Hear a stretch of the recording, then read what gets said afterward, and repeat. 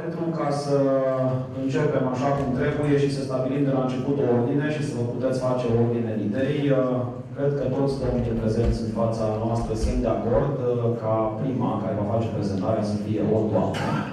Pentru că noblesse oblige, gentleman's agreement. Și având în vedere că este și un moment bun să facem prezentările, am onoarea să o prezint, este alături de noi în inima tineretului Maramureșan, doamna Ana Maria Gabriela Bărieș-Leș, din partea ALDE. Bine ați venit! Și aici am nevoie de o voluntară care va veni alături de mine și am să rog pe candidații noștri domni să extragă câte un bilețel din această urnă, unde se află un număr de ordine pe care nu vor comunica și în acest sens vom putea să mergem cu seturile de întrebări conform planului pe care l-am gândit pentru domniile voastre.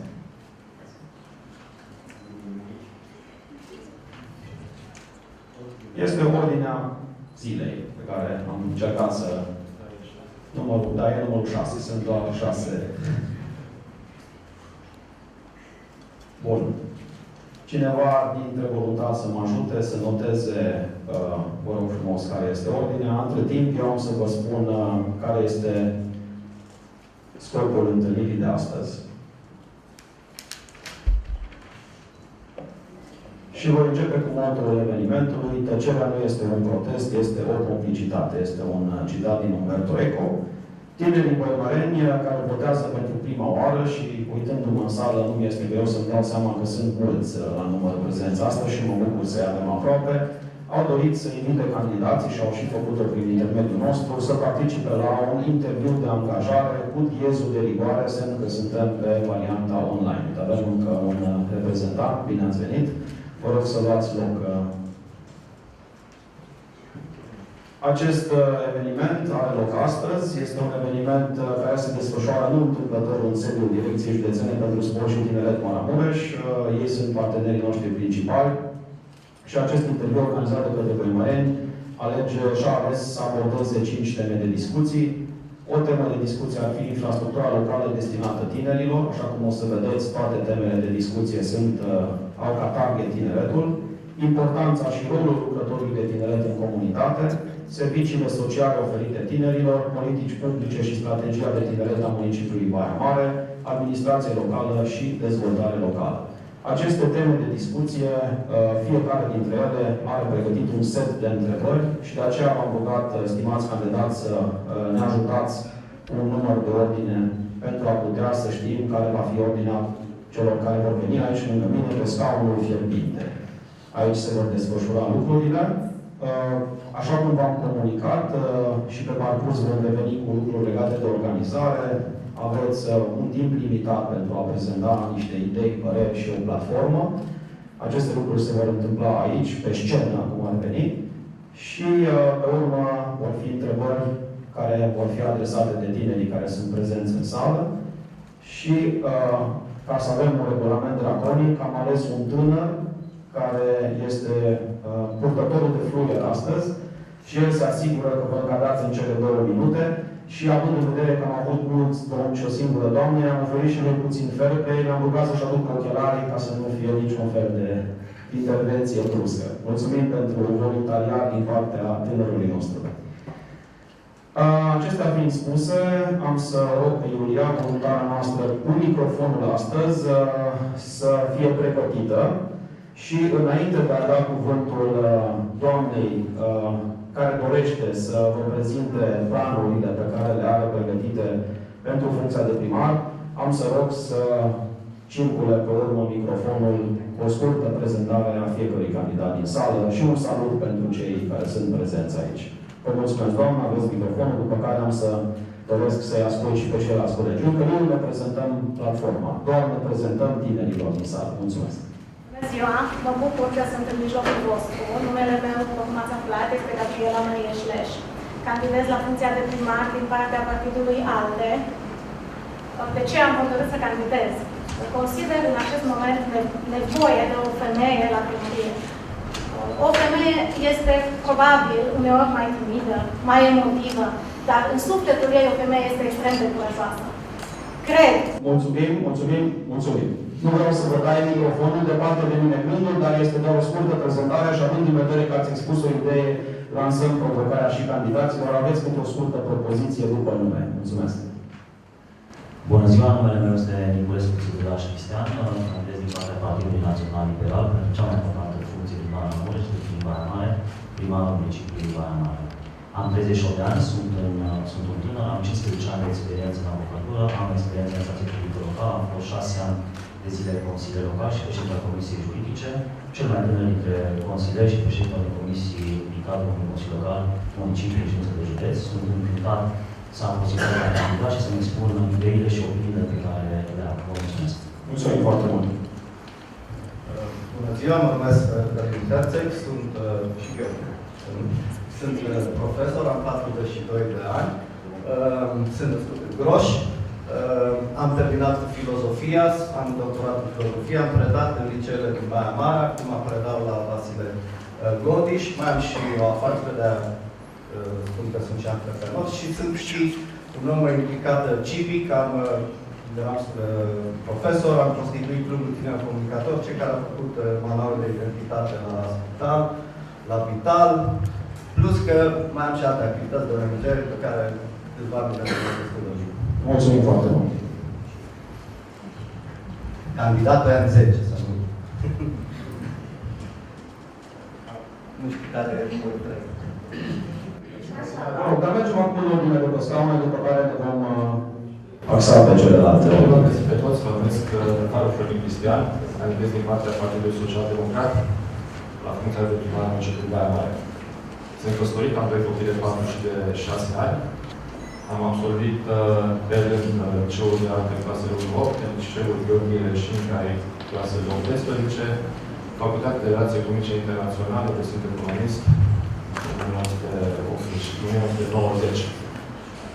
Am urmat aceea o serie de cursuri masterale în toate domeniile în care am activat. Am un program masteral la Universitatea Babeș-Bolyai pe piețe și bănci, piețe din capital și bănci. Am un program masteral în management de sănătate, pentru că am fost de clasă de asigurări de sănătate la Universitatea din București, Facultatea de Sociologie. Și mai am și un program la masteral la SNSD-a, politici publice și integrare europeană, pentru că am intrat în politică și era important din punctul de vedere să văd lucrurile la nivel macro. Vă mulțumim ca să nu avem mai mult timp. Mulțumim. Sunt aici și chiar mă simt ca un interviu de angajare, mai ales văzând toate tipurile acestea cu angajator. Mulțumim și în același timp, ca să-i ajutăm pe candidați să nu fiți așa de încruntați, puteți zâmbi mai mult. Mulțumesc publicului. Bună ziua! Numele meu este Iustin Dalbor, sunt profesor, nu vorbesc niciodată la microfon, mă ascultăm meseria, am 40 de ani, căsătorit, 3 copii. Cea mare este studentă, ca tare vă înțeleg mult mai ușor decât ceilalți contracandidați. Am trecut prin toate fazele de părinte, grădiniță, școală generală, gimnaziu, liceu, știu ce înseamnă acum și o sesiune. Cred că, în momentul de față, Partidul Mișcarea Populară vine în fața voastră cu singurul om care merită primăria Baia Mare. Mulțumim. Încurajăm totuși folosirea microfonului, ceea ce poate nu ați reținut, folosim social media și pentru asta e bine să se audă tot ceea ce comunicați. Mulțumesc. După cum am spus, mă numesc Mihai Ioan Ardelean, sunt candidat la primărie din partea Partidului Național Democrat. Am 27 de ani, foarte mulți dintre cei prezenți aici sunt tocmai din generația mea. Ultimele studii au fost făcute în Danemarca, relații internaționale și ordine globală, parte dintr-un program mai mare, cultură, comunicare și globalizare. M-am întors în decembrie, m-am întâlnit acolo cu frații de băimăreni, vă transmis autorile lor și abia mă simt foarte bine printre voi. Mulțumim foarte mult. Bună ziua! Numesc Radu Ardelean. Am făcut o prezentare non-formală, am pregătit-o, dar... Să imediat vom da curs acestor prezentări. Acum e doar un welcome. Ok. Radu Ardelean, am absolvit Universitatea Sapienza din Roma, am trăit 11 ani în străinătate, am făcut și Erasmus la Paris. Din 93 sunt membru al unui ONG, probabil l-ați cunoscuți. Mai multe ce să zic, reprezintă astăzi Coaliția pentru Baia Mare. Îmi pare rău că nu a putut să vină candidatul nostru, dar o să vină în următorii 4 ani. Dacă este la îndemână Iulia, să te uiți pe bilețelele care le-au extras candidații ca să vedem exact ordinea și de acum încolo să venim în ordinea aleasă. Am să rog pe reprezentantul cu numărul 1 să vină să ia loc pe scaunul fierbinte și să se gândească la prezentarea care a pregătit-o formală, nu informală astăzi. Să rog să iei loc până când vedem care este ordinea. Iulia, am să te rog pe această listă să îmi treci în candidaților numărul care l-au extras. Aici se va întâmpla scaunul fierbinte și tot pe Iulia am să o rog să îmi permită să împrumut microfonul și să le impunez candidatului nostru. Bine ați venit alături de noi, am făcut deja o prezentare. De acum încolo, cu accepțiunea voastră, este momentul, dacă justamente organizatorii au spus să fie informală prezentarea, să fim informali. Alături de mine este Cristi, un candidat care a avut norocul să extragă numărul 1, astfel încât el beneficiază primul de scaunul fierbinte. Acestea fiind spuse, Cristi, ai microfonul, ești alături de colegii tăi tineri din județul Maramureș și municipiul Baia Mare și am să te rog să faci prezentarea aceea informală de 2 minute. Între timp, ca să-ți oferim timpul necesar să te asiguri că te-ai așezat confortabil pe scaunul fierbinte, îl ai pe colegul nostru aici lângă noi cu fluierul. Când îi faci un semn, el dă drumul celor 2 minute pe care le ai. Mulțumesc! Publicul, fiți cu ochii de candidatul nostru. Bună ziua, puteți da încep prin a vă spune că sunt extrem de încântat de Republica Ivărean a organizat acest eveniment. Este evenimentul, din punctul meu de vedere, cel mai important în această campanie electorală. Sunt un tânăr, chiar dacă am 38 de ani, consider că nu sunt bună și sunt un politician atipic. Spre diferență de mulți alți politicieni, sunt printre singurii care au avut un singur partid ca și participare și ca și dorință de a accede la niște principii și niște valori. Nu mi-am trădat aceste principii și valori pentru că le consider elemente de bază. De asemenea, sunt un om al legii, care asta mă determină să am o imagine distinctă de cea a colegilor mei. Sunt avocat, am avut procese în excelență prin care am apărat oameni, am apărat tineri, am apărat femei abuzate, am apărat minorități și cu văd mulți dintre colegii și dintre prietenii mei cu care am colaborat. Și am fost un om dedicat comunității. Dacă din punct de vedere formal mi-am luat costumul, cravata, batistuța, din punct de vedere informal, la un moment dat o să vă prezint un videoclip personal în care apar ca și alpinist.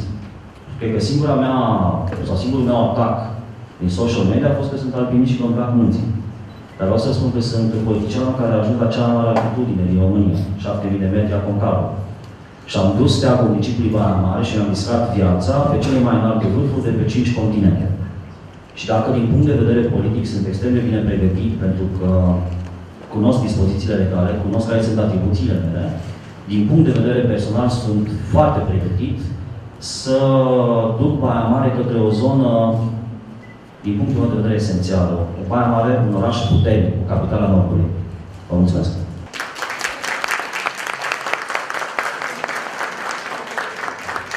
Vă mulțumim foarte mult. Având în vedere că din motive tehnice am ales o voce impunătoare în deschidere, să putem să ne reglăm partea de microfon, am să vă rog acum să îi predați microfonul reprezentantei doamnelor.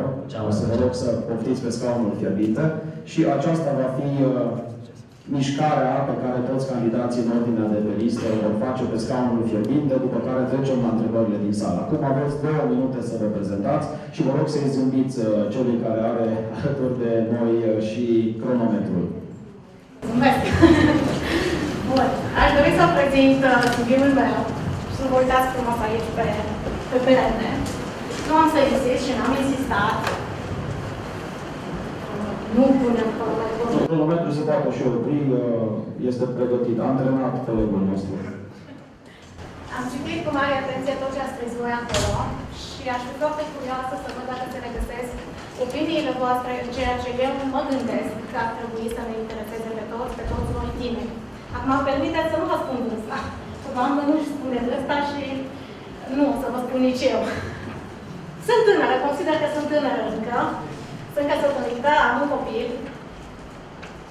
Este în clasa a 6-a, îl felicit aici pe domnul Boșcă, are copii studenți. Eu n-am trecut încă pe toate etapele, am avut doar emoții ale examenului din clasa a 6-a. M-am gândit ce înseamnă să ai 18 ani, ce a însemnat pentru mine să am 18 ani. Pentru mine a însemnat carnetul de conducere. A fost extrem de important pentru mine la 18 ani să am permis, bănuiesc că și pentru voi. A însemnat libertatea și ideea mea că vai, sunt independentă. Ce am să fac de acum înainte.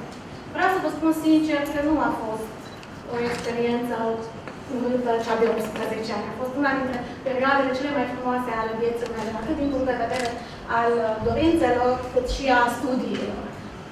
V-am spus, sunt profesor și bănuiesc că dumneavoastră știți deja, cu toții, am absolvit facultatea de litere.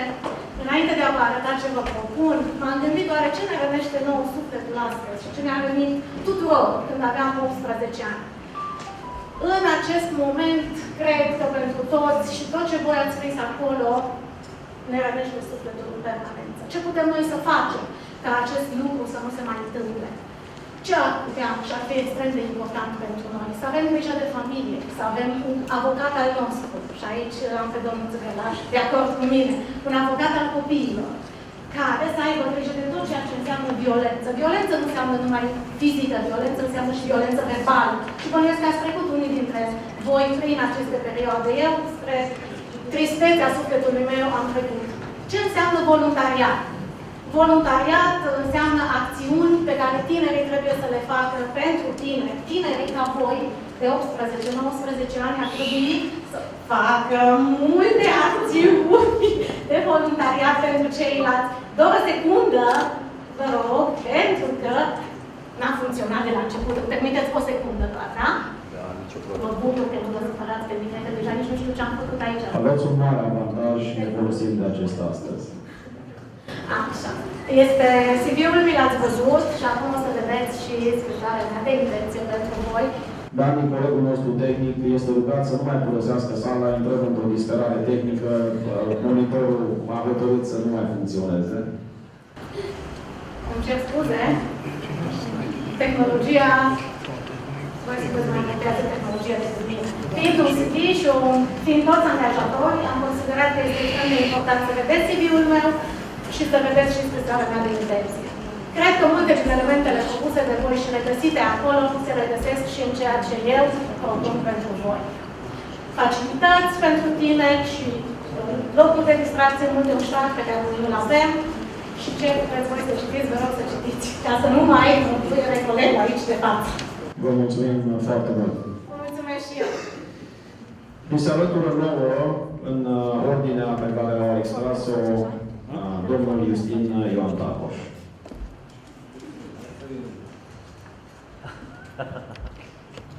Puteți începe. Dragii mei, o parte dintre voi mi-a fost elevi. La nivel de Baia Mare am cam 6.000 de elevi. Problemele voastre le cunosc de când erați mici. Ne-am cunoscut, chiar dacă acum suntem exact în poziția opusă. Eu pe scaun și voi la catedră. Cred că mulți dintre noi nu uităm că am fost tineri. Nu uităm că problemele voastre au fost și ale noastre. A fost o perioadă, directorul școlii Lucian Blaga a fost în numărul 8, că unii dintre noi știu și că a fost în numărul 8. Nu a fost o funcție ușoară. Școala avea, ca și multe alte școli din oraș, acel indice 2, cu ore pe după masă. În în care am luat direcțiunea, m-am zbătut și am obținut încă un sediu cu loc cu sală de sport, astfel încât școala Lucian Blaga să devină cea mai importantă școală din oraș și nu numai din județ. E singura școală generală care are peste 1000 de elevi. E singura școală generală care beneficiază, în momentul de față, de condiții normale de învățătură. Am experiența managerială și proiectele pe care mi le-am propus pentru voi, să știți că nu sunt în zadar. Mulți dintre voi ați remarcat și în presă, am spus clar, vreau transport gratuit pentru tineri, pentru elevi, pentru studenți. În orice oraș care se pretinde a fi cultural, studenții sunt ajutați și prin acest mod. Cei care au fost... Mulțumesc! Mulțumim foarte mult! Urmează domnul Cătălin Herță. Bună ziua!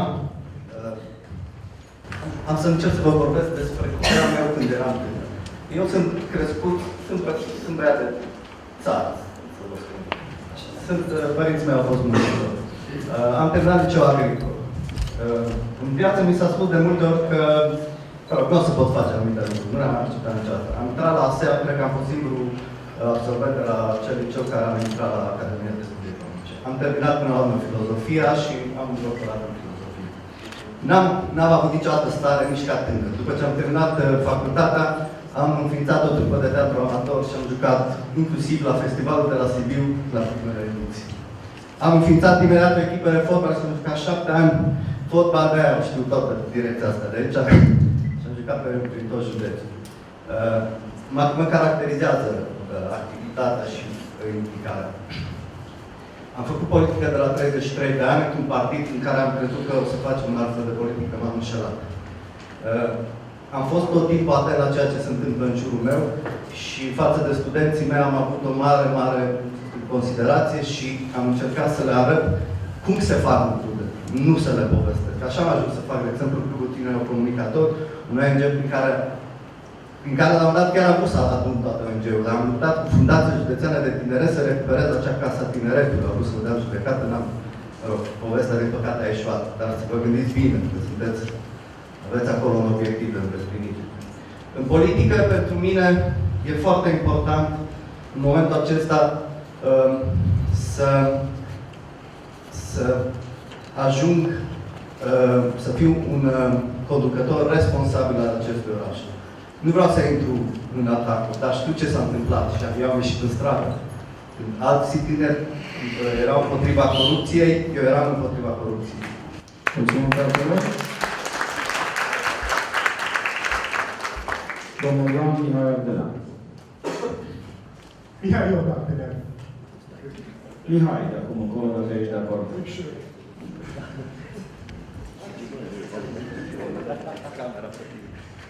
Da, bună ziua, Mihai Ioan Ardelean la microfon. Da, am terminat la Eminescu. Pentru cei care au terminat la Eminescu, s-ar putea să mă cunoască drept Shakespeare. Am terminat două facultăți în Cluj, literă antropologiană engleză, respectiv istorie. Am fost colega cu Brian, de la arhivistică. Salut! Ce pot să zic? 27 de ani. Nu mă pot lăuda cu un CV extraordinar de mare la nivel de muncă, pentru că mai mult am studiat. Ceea ce am muncit a fost la nivel de ONG-uri, da? În Cluj m-am bazat mai mult pe reenactment. Știți ce e reenactment-ul? Acele reconstituiri istorice, lasă asta joc. Acele reconstituiri istorice, pasionat de istorie, desigur. Acolo am fost numit în Cluj, la Virtus Antitva, reconstituiri istorice de gladiatori. Am fost cunoscut de Tenebros, un tip care vine din nord și vorbește o limbă ciudată. Am ajuns în Danemarca, am fost trupă de reenactment vikingă. Acolo am fost Jan fra Öst, adică contele din Est, care și acolo vorbea o limbă ciudată, pentru că trebuia să zic propria limbă. Mă rog, ceea ce m-a ocupat eu la nivel de ONG a fost la nivel de reenactment istoric. Da. Nu pot spune că, da, în tinerețile mele am fost și am trăit și mă înțeleg perfect. Nu, sunt tânăr. Dacă mă vedeți pe stradă, puteți să-mi dați una peste spate, serus, ce faci. Aia era. La Pertu, conform stilului de educație danez, pe care l-am experimentat de plin, în ultimii 2 ani jumătate, 3, am semnat acolo profesori universitari, academicieni, etc., care spuneau, nene, spune la Pertu și spune pe numele mic. Așa că mă gândesc, da, domnule candidat la primărie, din partea PND, ce mai faceți, domnule Ardelean? Bun. Mulțumesc! Mulțumim, Mihai!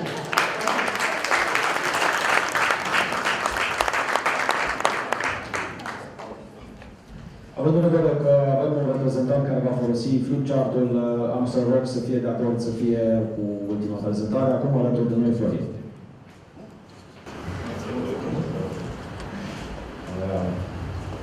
doar pentru ziua tuturor și mă bucur foarte mult că sunt aici. Eu vreau să fie cea mai relaxantă zi, dar mă mărturisesc cu siguranță la cea mai plăcută zi din campanie, dar vă mărturisesc că am învățat foarte mult.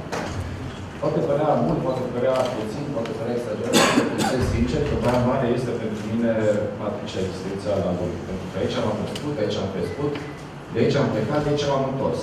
Aici m-am căsătorit, aici am cresc copiii și de aceea sunt foarte conectat la ceea ce înseamnă Baia Mare, pentru că, ca și părinții noștri, îmi doresc pentru copiii mei un viitor cât mai bun într-un oraș, cât mai curat. Și când spun curat, spun din toate punctele de vedere curat. Și poate ați văzut că în campania mea am folosit slogan la un moment dat școală, stradă, spital. Pentru că eu plec de la nevoile omului obișnuit, noi, Partidul Social Democrat, plec de la nevoile omului obișnuit și cred că prima lucru care trebuie să rezolvăm este piramida nevoilor de bază și acestea, alături de sprijinul pentru cultură și sport, care sunt atât de fericit de dezvoltate în Baia Mare, plinite în Baia Mare și cu istorie și cu prezent, pun în centrul până la urmă tineri și tineretul. Cred că am ajuns la vârsta la care am și maturitatea profesională, m-am spus specializările mele, am și maturitatea politică, mai ales faptul că m-am ajutat foarte mult ultimii 4 ani și ceva în Parlament. Ca să candidez în momentul în față la primăria Baia Mare într-un mod foarte responsabil și foarte decis să schimb ceva în bine. Pentru că, din punctul meu de vedere, sunt lucruri care trebuie schimbate la nivelul administrației publice Baia Mare, pentru că se poate mai mult, se poate mai bine, se poate mai transparent, se poate cu mai multă dezbatere publică și se poate cu mai multă performanță instituțională. Ultimul care îi spun este acesta. Astăzi dimineața am deschis Facebook-ul și motorul Facebook mi-a adus aminte de un eveniment petrecut în urmă cu 2 ani. În urmă cu 2 ani, pe 27 mai, am votat în calitate de deputat, dar și de inițiator, legea voluntariatului, care cred că din punctul meu de vedere pentru dumneavoastră foarte mult. Poate e întâmplare, poate e destin, mă bucur că sunt după 2 ani în fața dumneavoastră și cu această realizare. Vă mulțumesc! Mulțumim foarte mult, Radu. Și acum urmează Radu Ardelean, în calitate de reprezentant al Coaliției pentru Baia Mare și al candidatului Cătălin Cherpeș. Iulia, am să te rog să ne ajuți puțin, pentru că dacă o să desenezi de pe flipchart, o să aibă nevoie de tine pentru a avea microfonul la îndemână. Și îți mulțumim pentru voluntariat. Bună ziua, mă numesc. Mă numesc Radu Ardelean, așa că m-am spus și o să încerc să scriu. Mi-a zis să fac o prezentare non-formală. Asta o să fac. Pare rău oarecum că mă puneți cu contracandidații în față în loc să fiu cu voi, dar e mai bine așa că măcar nu să-ți impresiune. Radu. Și reprezint Coaliția pentru Baia Mare. O să vă fac o scurtă prezentare a ceea ce sunt eu, cum am ajuns aici, cum am ajuns în politică și ce o să fac. Nu mă pricep la desen, aveți înțelegere pentru mine. Pentru început o să vă fac un teren de fotbal cu niște jucători.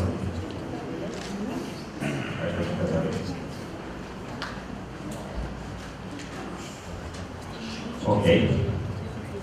9 prieteni se duc într-o zi la film. La fotbal, scuzați. Și o să-i împărțim pe ăștia 3 care se uită de aici din tribună în 3 categorii. O să vedeți după de ce.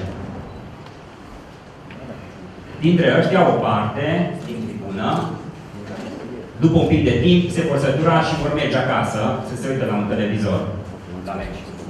Sau, efectiv, nu se vor mai interesa de meci. Vor fi o parte, în schimb, care vor alege să meargă în tribuna unde susțin cel mai mult, se vor uita la jucători, vor fi foarte atenți la ei, îi vor susține și, eventual, vor pune mari presiuni asupra lor.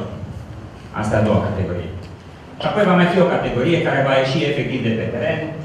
Din când în când o să mai mormăie că aud că e prea mare zgomotul la stadion. Eventual o să se mai implice. Sau, cel mai bine, o să meargă la o școală. O să învețe să fie antrenere și să devină jucător. Bun. Eu aș fi în categoria asta și cred că și voi sunteți aici. Wow, așa de scurt. Mulțumim, Radu. Dar o concluzie. 93 ani în care am înființat un ONG în Baia Mare, Coaliția pentru Baia Mare, și felicitări că ați reușit să-i aduceți în sfârșit pe politicieni din fața voastră. Deci, asta e realizarea noastră. Mulțumim foarte mult pentru apreciere. În același timp, având în vedere că eu funcționez ca moderator, dar în spatele meu întreabă echipă de organizare, trebuie să vă reamintesc pentru minutele care vor urma, chiar dacă avem o singură situație în care, din motive obiective, un candidat nu poate să fie aici, dar are un reprezentant, am să rog pe acest reprezentant în speță, pe Radu, să încerce să facă prezentările ca venind din partea candidatului pe care îl reprezintă. Dar acum am înțeles că era vorba de minutele tale și de aceea și cei care sunt în public, chiar dacă sunteți tentați să votați cu Radu, poate la următoarele alegeri. Mulțumim, Radu.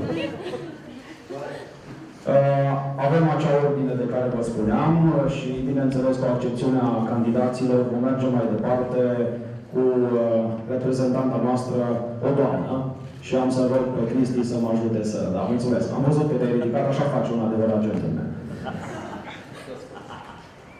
Ordinea, după aceea urmează Cristi, dacă sunteți de acord, el a extras biletul norocos. Aveți un microfon și am să rog pe Iulia să mă sprijine și cu setul de întrebări. Am să vă reamintesc care sunt domeniile din care vor fi aceste întrebări. Răspunsurile se vor încadra tot în 2 minute, așa că vom avea nevoie în continuare de cronometrul magic și evident de fluier. Iulia a ales pentru candidatul nostru politici publice și strategia de tineret a municipiului Baia Mare. Aveți timp de citirea, așa, întrebarea cu numărul 2. Am să vă citesc cu voce tare pentru toți cei care sunt prezenți aici. Care este... numărul 2 din sală, mult mai simplu. Wow, felicitări! Sunt Larisa Mișcoți, iar întrebarea mea este: care este, în opinia dumneavoastră, rolul tinerilor în dezvoltarea comunității? Aveți 2 minute, cum sunteți pregătită, un zâmbet și timpul în care microfonul vine este timpul pe care îl câștigă fiecare candidat să apuce să se gândească puțin, așa că încercați să nimeriți cât mai îndepărtat cel care pune întrebarea. Tinerii sunt extrem de importanți. De ce? Prima dată când votăm, ne gândim, oare pe cine să aleg? De multe ori ne gândim, oare să mergem la vot? Evident, mergem la vot. De ce? Pentru că ne alegem viitor. Dorim ceva mai bun pentru noi, pentru fiecare. Dorim un viitor strălucit, sper, în orașul nostru. Ne gândim, oare să votez pe X, pe Y, pe Z? Ce calități are respectiva persoană pentru a mă reprezenta pe mine, tânăr, de 18-20 de ani, în comunitatea băimăreană? Eu consider că tinerii trebuie să participe la vot, trebuie să-și expună întotdeauna punctele de vedere libere, deschis, să fie întotdeauna dornici să participe la viața comunității. Atitudinea pe care voi o aveți față de comunitate, față de oraș, față de prosperitatea acestui oraș, va determina ca Baia Mare în viitor să devină ceea ce cu toții ne dorim. Un oraș european, un oraș modern, un oraș implicat pe harta țării și nu numai. Tinerii, cum pot ei să participe?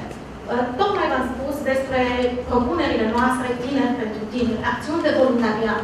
Voi sunteți voluntari aici. Voi trebuie să participați în școli, trebuie să învățați copiii ăia mai mici, 10, 12, 16 ani, să participe la acțiuni voluntare, indiferent de domeniile pe care ei le aleg.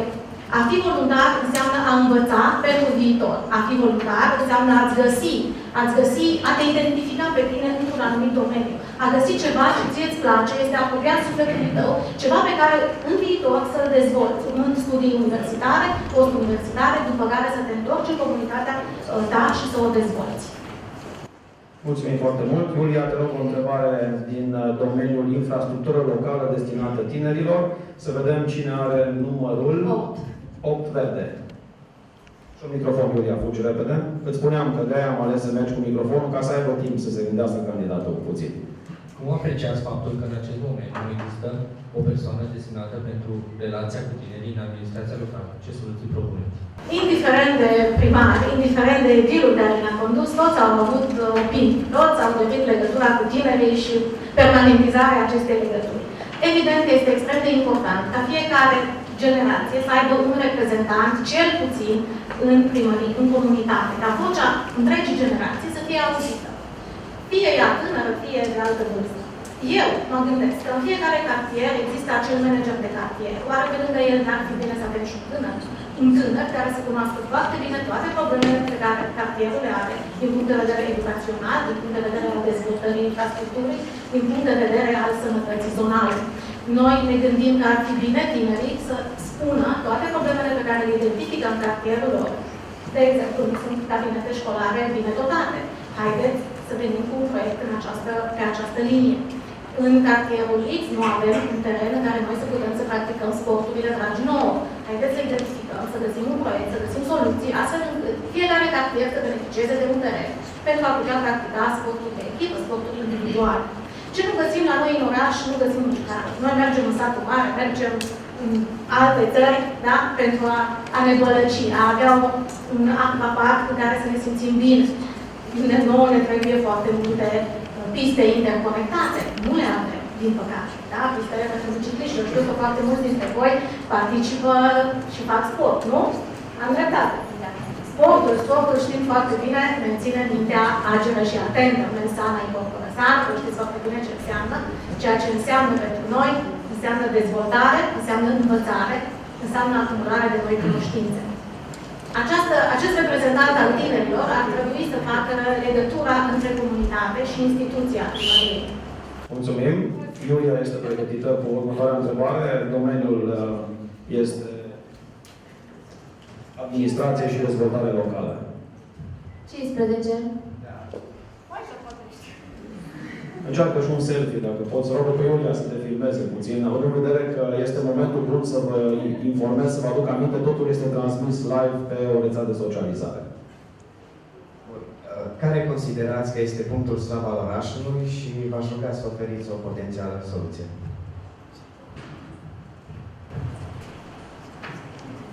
Punctul slab al orașului, oare să fie numai unul? Nu am regăsit oare mai multe puncte slabe, mai multe puncte care ar trebui atinse când discutăm despre anumite probleme economice și de sănătate educaționale? Hai să le luăm pe rând. Pentru noi tinerii, în acest moment, ne gândim la o carieră, la dezvoltarea unei cariere educaționale, în primul rând, că ne gândim, absolvim liceu, unde mergem mai departe? Dacă mă duc la facultatea X, îmi regăsesc specializarea pe piața muncii. Și atunci gândirea voastră trebuie să fie oarecum în perspectivă. Baia Mare, în acest moment, din păcate, nu are firme extrem de bine ancorate, care să poată să atragă extrem de mulți tineri. Pentru a dezvolta acest lucru, noi ne gândim și, evident, trebuie să se înființeze câteva parcuri industriale, cel puțin unul ar fi prioritar în Baia Mare. Aceste parcuri industriale și apariția firmelor noi pe șchierul economic băimărean trebuie să fie corelat cu ceea ce universitățile propun, specializările pe care universitățile le propun. În Baia Mare, în acest moment, există 3 universități, după cum bine știți, dar nu toate specializările pe care aceste universități le oferă se regăsesc pe piața muncii cu succes. Avem nevoie de IT-ști, avem nevoie de specialiști în diverse domenii, altele decât economică. Da? De ce? Pentru că firmele în Baia Mare oferă foarte puține oportunități în acest moment de angajare. Parcul acesta industrial reprezintă pentru Baia Mare prioritatea numărul 1 în acest moment. Orice legătură între partea economică și partea de educație trebuie mereu menținută. Universitățile trebuie să aibă în permanență discuții cu mediul de afaceri pentru ca specializările lor să se regăsească pe piața. Mulțumim foarte mult. Fluierul este mai firav, așa, este calculat pentru doamne acum. Când vor fi domni, o să fie mai sportiv, așa, mai fotbalistic. 23. Servicii sociale oferite tinerilor este acest domeniu și o întrebare din public. Întrebarea mea este cum poate un lucrător de tineret să contribuie la dezvoltarea comunității, din punctul dumneavoastră de vedere?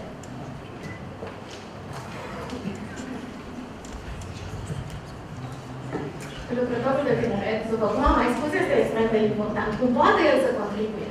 În N cazuri. Haideți să le luăm pe rând și punctual. Din punct de vedere educațional, ce poate acest lucrător pentru tineret să facă? Poate să ia cursul școlii. Poate să vadă nevoile pe care copiii, indiferent de vârstă, că nu ne referim aici doar la lucrătorul de tineret care se adresează celor de o generație cu el, nu se adresează și copiilor mai mici. Ei, el trebuie să ia cursul străzii, cursul școlii și să vină cu propunerile pe care acesta le are. Nevoile și necesitățile pe care le regăsește în școală trebuie aduse în atenția primăriei, dar ar fi bine să vină și cu soluții din mai multe idei. Una trebuie să se dovedească a fi extrem de viabilă. Din punct de vedere al mișcării sportive, tinerii practică sportul. Viața sedentară nu este un deziderat. Viața sedentară este un lucru nociv pe care voi îl știți. voi vă luptați în permanență cu kilogramele în plus și cu experiență. Ei, acest lucru trebuie, sportul trebuie să fie pentru tine întotdeauna o acțiune prezentă zilnic. Din punctul meu de vedere, ar trebui extrem de mult tinerii să-i atragă pe cei mai mici să practice sportul. Știți, în momentul de față avem atâtea tehnologie, atâtea jocuri online. Nu înțeleg de ce jucăm FIFA online, în loc să ne jucăm fotbal ce pe teren. Pe un teren sperăm să-l avem în fiecare cartier. De ce jucăm Counter-Strike și nu participăm la diverse activități adresate nouă? Deci, jucătorul de tineret poate să vină cu tot felul de propuneri bune, astfel încât tinerii să participe, să fie implicați în toate domeniile importante ale vieții comunitare. Mulțumim foarte mult. Și acum ultima întrebare din domeniul... Da, întrebarea 34. Servicii sociale oferite tinerilor. Ce soluție propuneți pentru rezolvarea următoarei probleme cu care se confruntă tinerii, familiile în mod oarecare?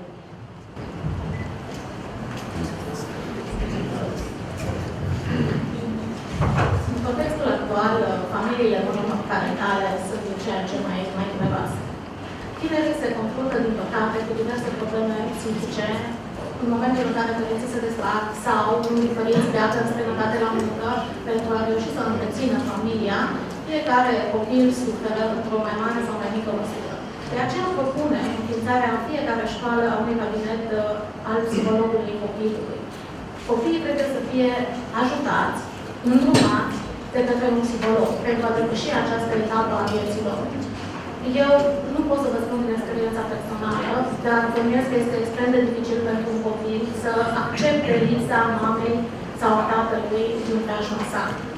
Familiile monoparentale încearcă din răsputeri, mama sau tata să întrețină copilul sau copiii, dacă sunt mai mulți, dar nu reușesc întotdeauna să depășească acel prag psihologic pe care copilul îl are. Și atunci, rolul acestui psiholog, rolul comunității, colectivității clasei, rolul profesorilor intervine în această problemă. Profesorul diriginte, în general, va observa problema și va îndruma copilul către un psiholog. Probabil că este bine să participe și părinții la această întâlnire cu psihologul. Aceasta ar fi problema familiilor monoparentale. Mulțumim foarte mult, Ana Maria Gabriela. Acum, ca să demonstrăm că este fair play și egalitate de șanse, cred că am terminat toate domeniile. Astfel încât am să te rog să mânezi microfonul colegului nostru Cristi, care se pregătește în acest moment să vină pe scaunul președinte. Mulțumim foarte mult, Ana Maria Gabriela. Vă reamintesc regulamentul, întrebările sunt extrase, întrebările vin din public și fiecare candidat are 2 minute să răspundă la întrebare. Întrebarea 3. La Edward, ce instrumente se pot utiliza pentru aplicarea unitară a legii voluntariate de Baia Mare? Din punctul meu de vedere, avocat la legislația existentă, municipiul Baia Mare și candidatul de primărie sau primarul nu are instrumente determinate el prin competență. Aici răspunsul trebuie să vizeze în cel din urmă competența primarului și diferenția dintre competențele primarului și a Consiliului Local. Primarul poate să împuternicească sau să sesizeze Consiliul Local în baza legii 215 cu o hotărâre, cu un proiect de hotărâre de Consiliul Local, prin care se solicită adoptarea unor hotărâri, în speță, o hotărâre normativă prin care să reglementeze tot ceea ce înseamnă aportul administrației publice locale în activitățile de voluntariat.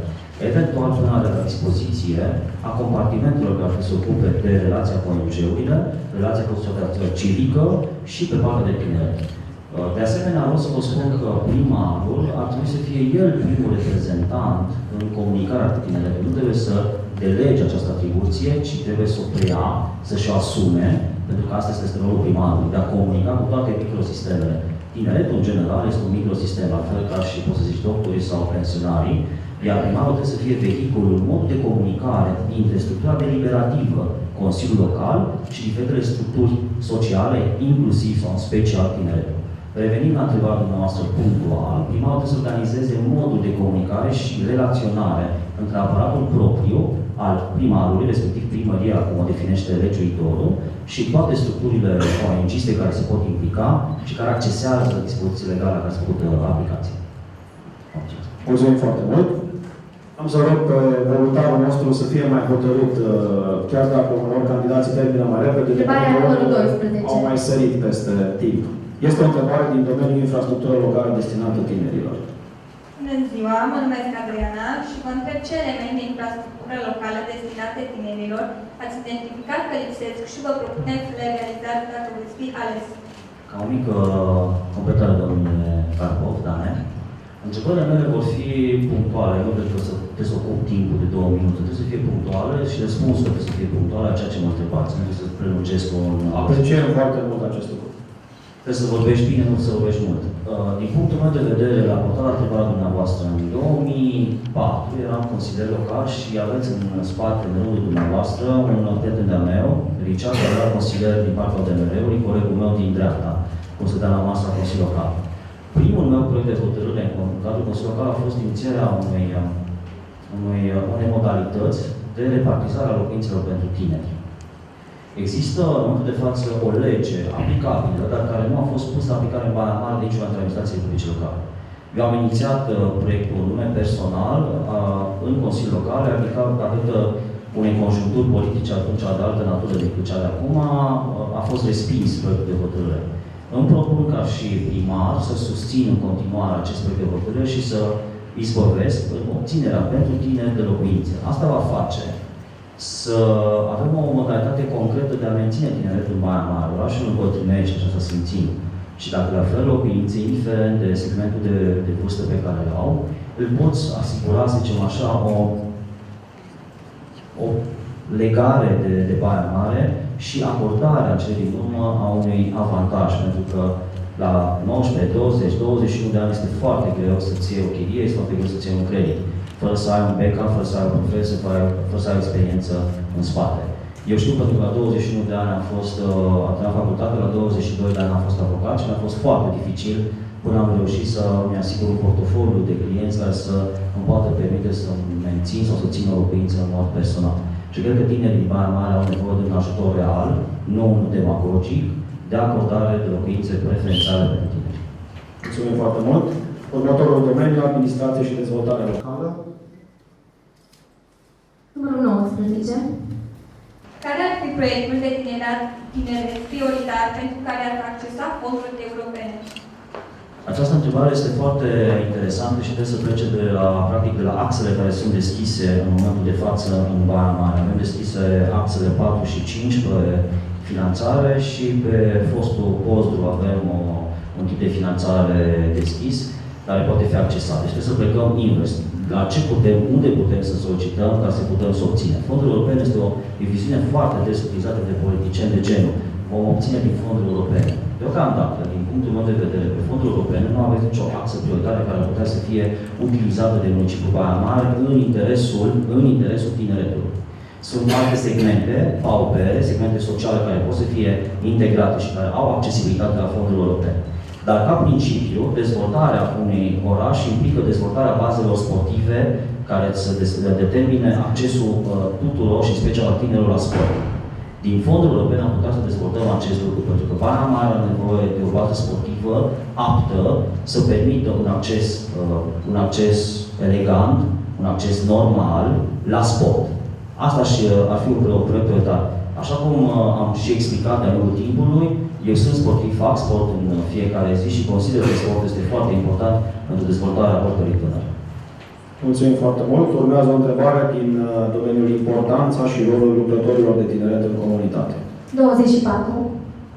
Considerați necesară finanțarea activității lucrătorilor de tineret din bugetul administrației publice? O să vă rog să rămâneți.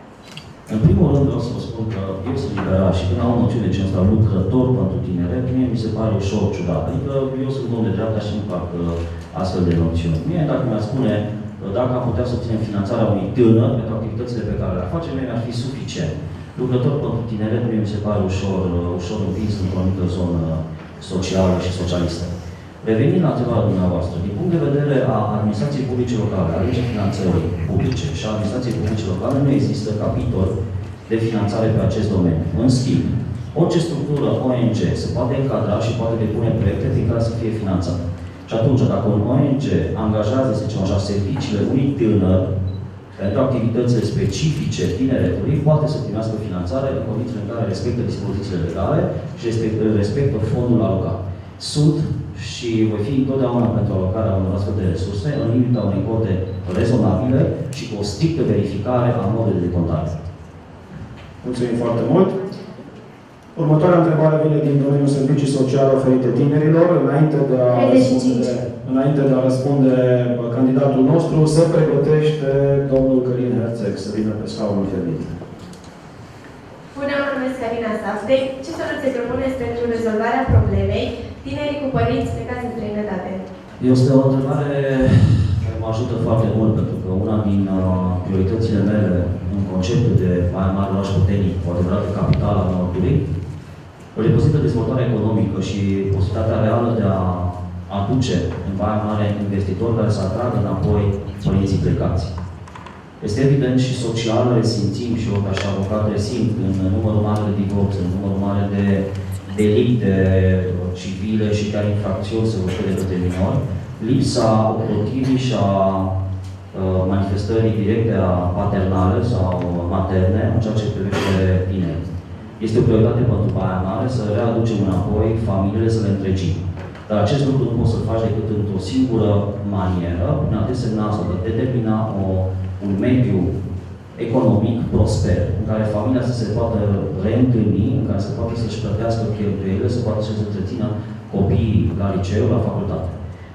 Revenind la întrebarea dumneavoastră, dezvoltarea locurilor de muncă este o prioritate pentru administrația publică băimăreană și vă garantez că vom avea o acțiune extrem de concentrată pe acest lucru. De asemenea, săptămâna asta sunt primul candidat care organizează și participă la întâlnire între mediul academic și mediul privat, exact pe această temă, pe tema identificării posibilităților reale de a crește salariile printr-o pregătire profesională continuă și corespunzătoare.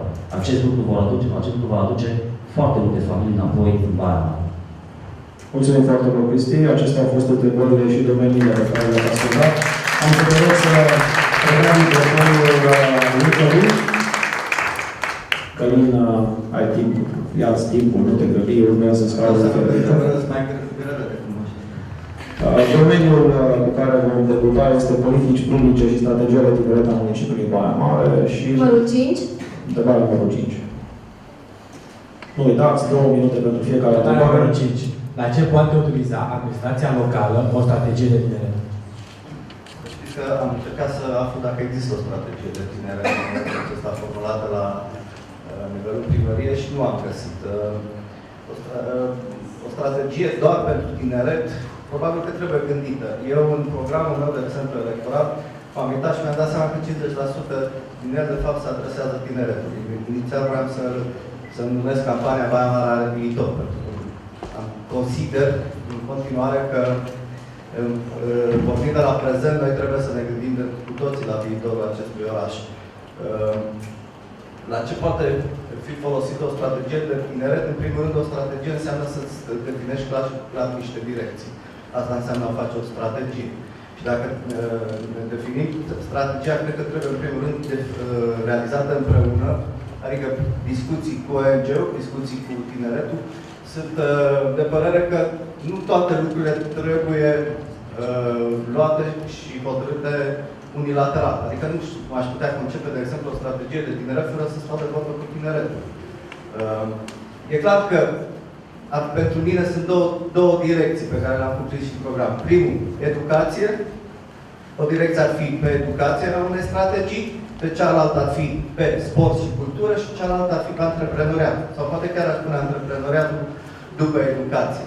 Aici aș construi o strategie, pentru că consider că dacă reușim să ridicăm nivelul educației în Baia Mare, dacă reușim să oferim o viață sănătoasă tinerilor și le oferim șansa de a se implica în antreprenoriat, și eu sunt un partid de dreapta și țin mult să spun lucrul ăsta, atunci cred că, de fapt, dăm șanse tinerilor. Slogan partidului din care vin e șanse pentru toți, privilegii pentru mine.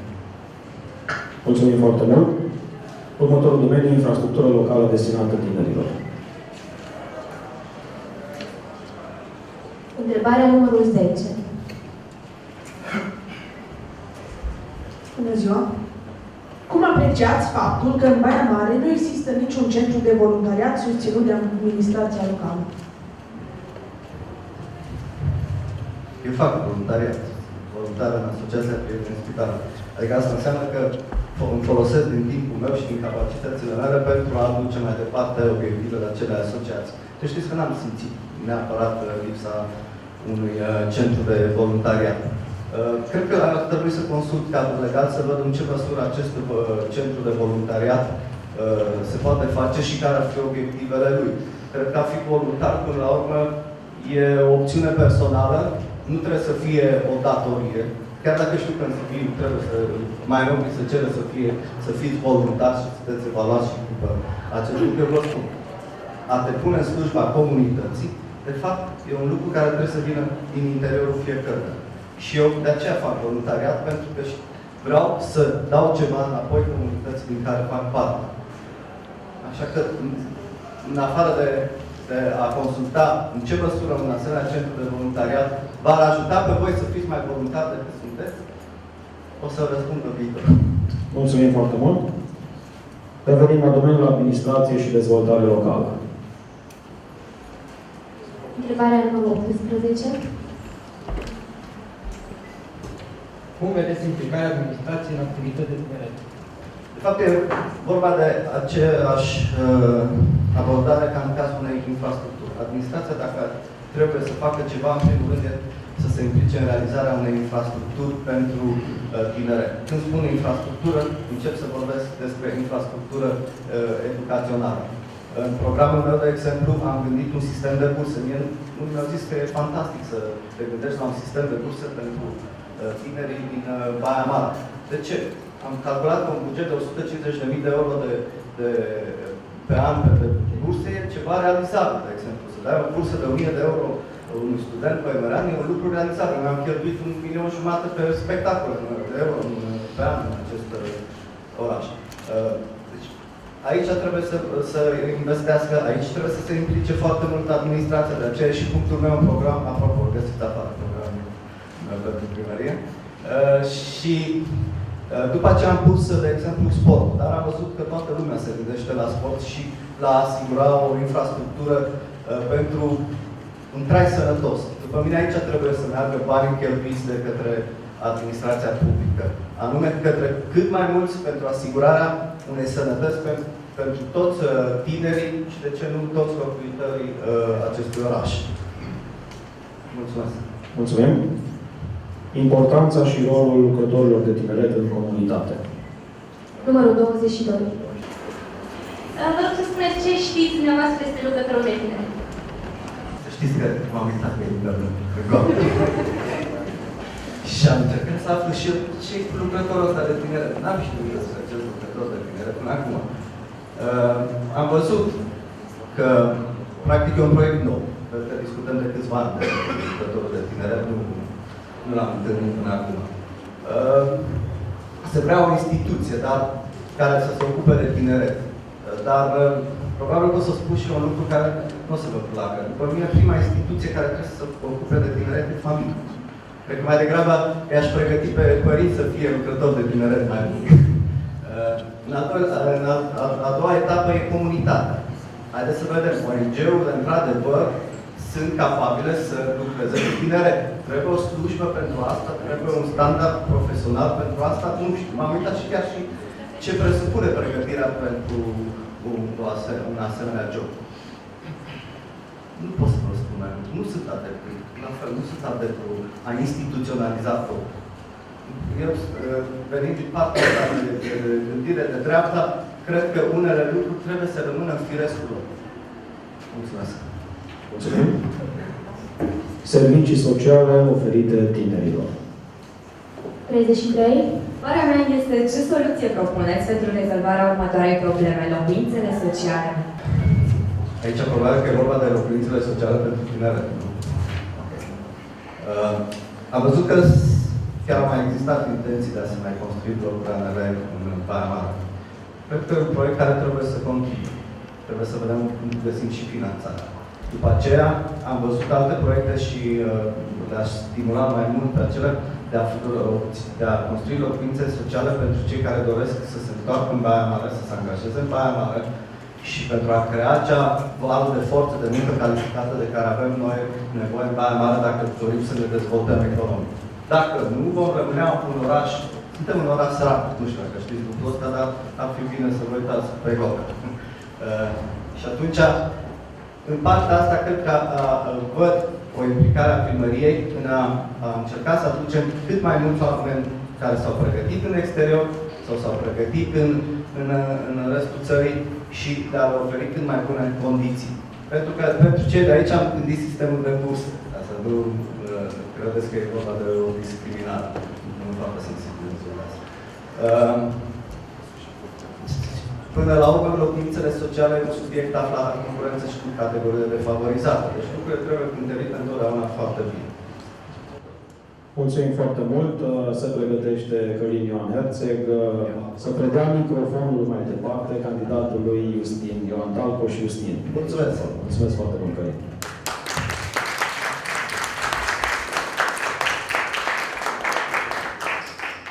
Vom începe cu aceeași ordine a domeniilor, politici publice și strategia de tineret a municipiului Baia Mare. Numărul 6.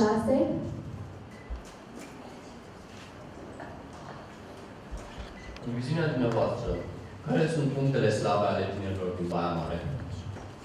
Cred că este cea mai grea întrebare. Ca și dascăl, aș putea spune multe. Rolul dascălului este de a vi le elimina și de a vă educa. Ca să nu faceți greșeli pe care le-am făcut cei care acum suntem în fața noastră. Puncte slabe. Hai să ne gândim, în primul rând, de ce la finalul liceului majoritatea dintre voi alegeți un alt oraș. Pentru faptul că aici nu găsim ceea ce spunem de atâtea ori, un loc de muncă bine. Punctele slabe ale noastre pornesc de la faptul că, deși ONG-uri și în marea lor parte sunt reprezentate aceste ONG-uri aici în această întâlnire, ele trebuie să conlucreze. Mă bucur pentru faptul că această întâlnire a fost realizată la o comunicare mai bună între voi, dar faptul că, așa cum am spus și voi, momentan, la nivel de Baia Mare nu aveți o strategie, este și faptul că nu v-ați bătut până acum să luptați cu administrația locală să se realizeze această strategie. În momentul în care Baia Mare vine spre voi, nu trebuie doar să vă ofere. Trebuie să veniți și voi spre administrație cu cerințe clare, cu idei și, de ce nu, și cu soluții. Baia Mare, așa cum spunea și un coleg de-al meu care candidează, este un oraș îmbătrânit. Dar trebuie să trecem peste acest impas. Voi, tinerii, trebuie să rămâneți în oraș. Fiindcă un progres nu se poate face doar cu pensionari, ci cu tine. Baia Mare are nevoie de voi.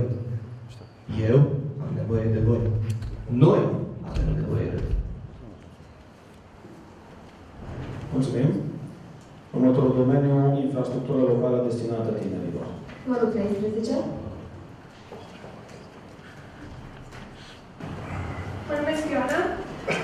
Întrebarea pentru dumneavoastră, cum apreciați faptul că în acest moment nu există o sală de evenimente la care tinerii să aibă acces gratuit pentru activitățile implementate? Nu aveți o sală de evenimente.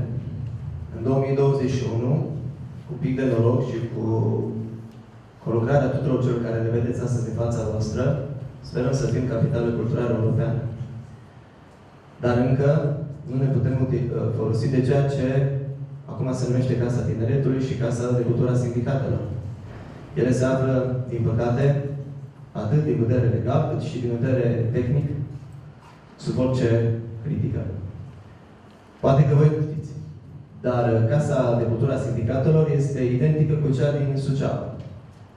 Eu acolo am terminat facultatea, specializarea istorie-geografie. Deși sunt reprezentantul partid de dreapta, vreau să vă spun că în acea Casă de Cultură a Sindicatelor nu găsim atâția antreprenori care să utilizeze spațiile pentru alte activități. Casa de Cultură a Sindicatelor este folosită pentru tine, așa cum este normal. Nu cluburi, nu baruri, ci cultură. Dragii mei, Avem destule spații în oraș în care să facem baluri și discoteci. Casa de Cultură a Sindicatelor și Casa Tineretului are un alt rol în viața voastră. În momentul în care le vom utiliza în folosul vostru, veți simți și voi că aici, în Baia Mare, sunteți acasă, nu doar în anumite sete. Gândiți-vă ce ar presupune pentru voi să puteți organiza evenimentele și unul ca acesta. Aici, acum câțiva ani, veneam la ședințele Asociației Județene de Fotbal în calitate de arbitru de fotbal. Acum vin în calitate de candidat într-o sală care, trebuie să recunoaște, nu este pentru așa ceva. Vă mulțumesc. Mulțumim și noi. Următorul domeniu este administrație și dezvoltare locală. Vă reamintesc că se transmite totul pe Facebook. Este important și site-ul unde puteți găsi acest link este cel al Centrului de Tineret Baia Mare. Poate sunt interesați care n-au putut să vină. Întrebarea numărul 16. Ce soluție propuneți pentru a îmbunătăți imaginea administrației locale în rândul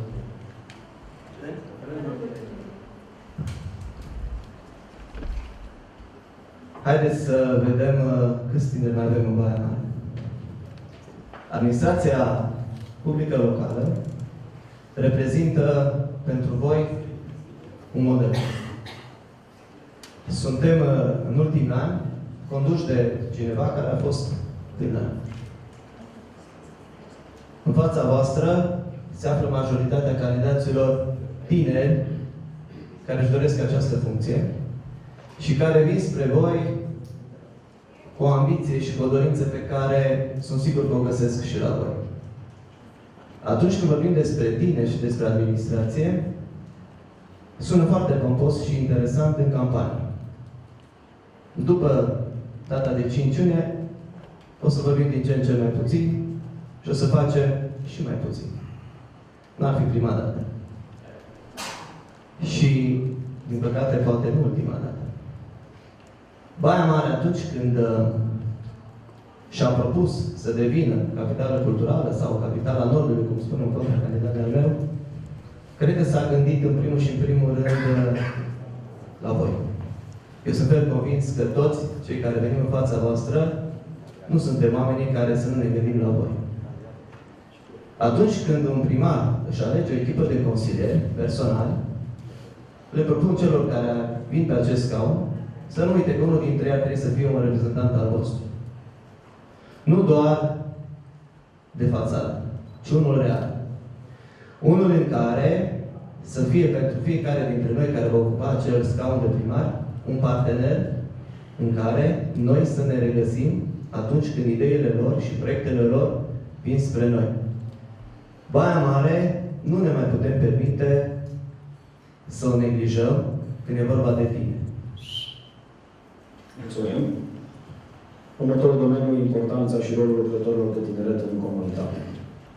28. Dacă ați fi întâlnit un lucrător de tineret în adolescență, cu ce considerați ar fi putut ajuta?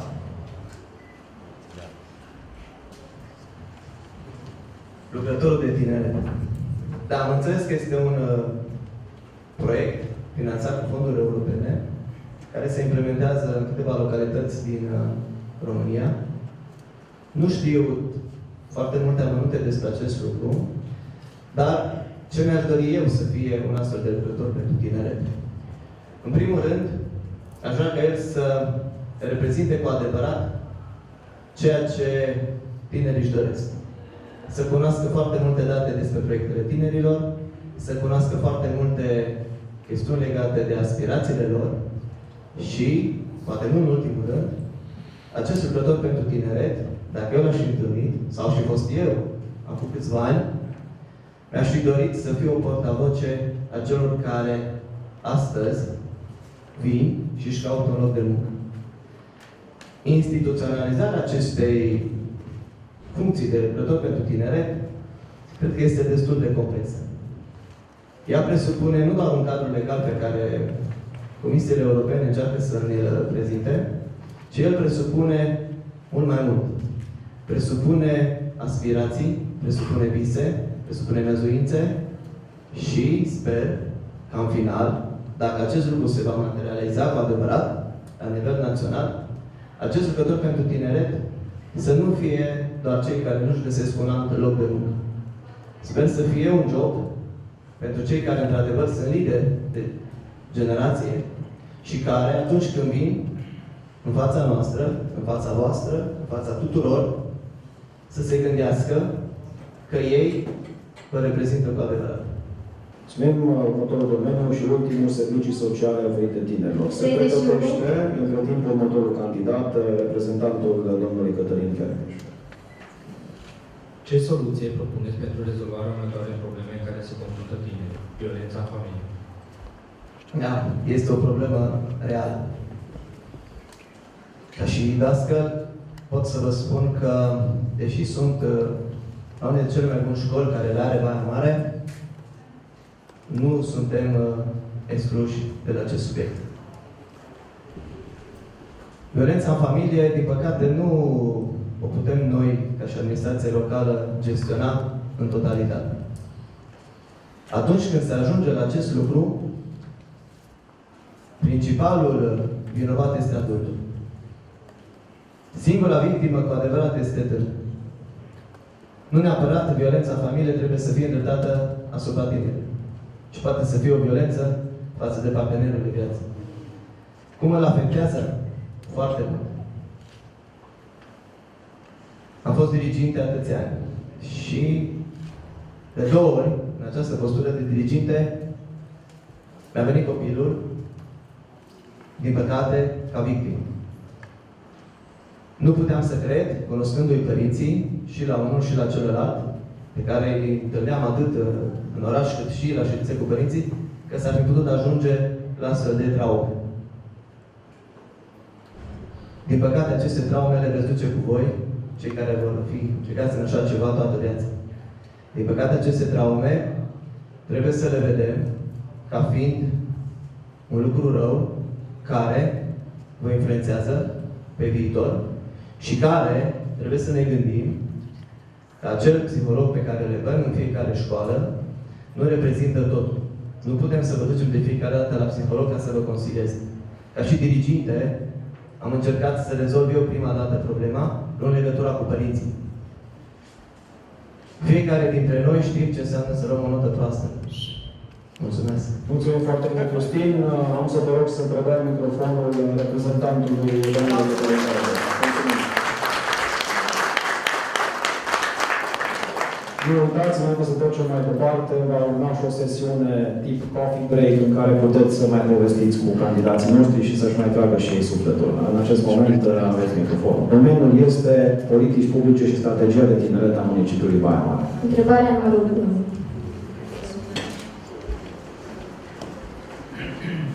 Cum apreciați faptul că până în prezent nu s-a realizat nicio consultare publică la inițiativa administrației locale pentru mănântul tinerilor și ce soluție propuneți? Îi pornește să-mi folosesc timpul ăsta răspunzând la întrebare și spunând-vă că nu sunt Cătălin Cheremeș și că am zis că trebuie să o repet, sunt reprezentant. Ok. Ce vreau să spun despre politicile care s-au făcut până acum. Eu nu am fost în administrație, n-aș putea nici să-mi iau merită, nici să mă asum pentru ceea ce s-a întâmplat. Pot să-ți spun că ONG-ul, în general, societatea civilă, ar trebui să fie o contragreutate a ceea ce este forța politicului astăzi.